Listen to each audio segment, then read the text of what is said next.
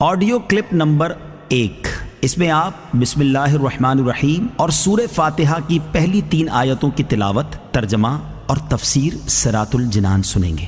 بسم اللہ الرحمن الرحیم۔ ترجمہ: اللہ کے نام سے شروع جو نہایت مہربان رحمت والا ہے۔ بسم اللہ، اللہ کے نام سے شروع۔ تفسیر صراط الجنان میں اس کی تفسیر کچھ اس طرح ہے۔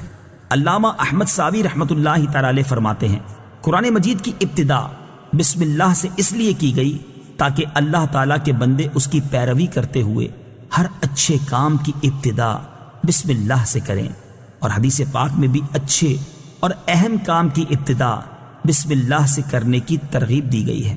چنانچہ حضرت ابو ہریرہ رضی اللہ تعالی عنہ سے روایت ہے، حضور پر نور صلی اللہ تعالی علیہ وسلم نے ارشاد فرمایا، جس اہم کام کی ابتدا بسم اللہ الرحمن الرحیم سے نہ کی گئی تو وہ ادھورا رہ جاتا ہے۔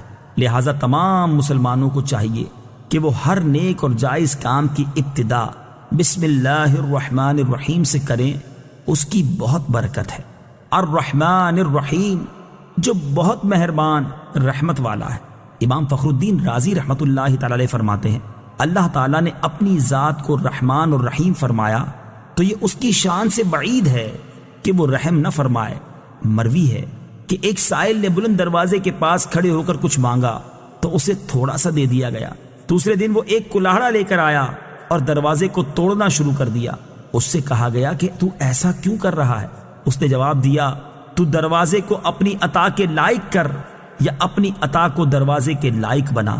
اے ہمارے اللہ عز و جل، رحمت کے سمندروں کو تیری رحمت سے وہ نسبت ہے جو ایک چھوٹے سے ذرے کو تیرے عرش سے نسبت ہے، اور تو نے اپنی کتاب کی ابتدا میں اپنے بندوں پر اپنی رحمت کی صفت بیان کی، اس لیے ہمیں بھی اپنی رحمت اور فضل سے محروم نہ رکھنا۔ الحمد للہ رب العالمین۔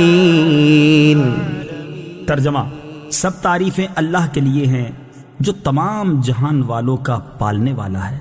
الحمدللہ، سب تعریفیں اللہ کے لیے ہیں۔ تفسیر صراط الجنان میں اس کی تفسیر کچھ اس طرح ہے، یعنی ہر طرح کی حمد اور تعریف کا مستحق اللہ تعالیٰ ہے، کیونکہ اللہ تعالیٰ کمال کی تمام صفات کا جامع ہے۔ حمد اور شکر کی تعریف۔ حمد کا معنی ہے کسی کی اختیاری خوبیوں کی بنا پر اس کی تعریف کرنا، اور شکر کی تعریف یہ ہے کہ کسی کے احسان کے مقابلے میں زبان، دل یا اعضاء سے اس کی تعظیم کرنا۔ اور ہم چونکہ اللہ عز و جل کی حمد عام طور پر اس کے احسانات کے پیش نظر کرتے ہیں، اس لیے ہماری یہ حمد شکر بھی ہوتی ہے۔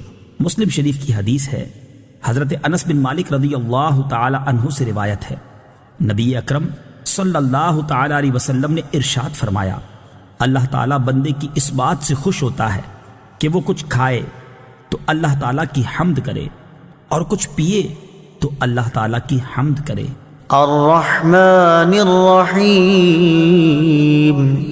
ترجمہ: بہت مہربان رحمت والا۔ الرحمن، بہت مہربان۔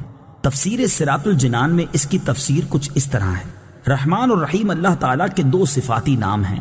رحمان کا معنی ہے نعمتیں عطا کرنے والی وہ ذات جو بہت زیادہ رحمت فرمائے، اور رحیم کا معنی ہے بہت رحمت فرمانے والا۔ یاد رہے کہ حقیقی طور پر نعمت عطا فرمانے والی ذات اللہ تعالیٰ کی ہے، کہ وہی تنہا ذات ہے جو اپنی رحمت کا بدلہ طلب نہیں فرماتی۔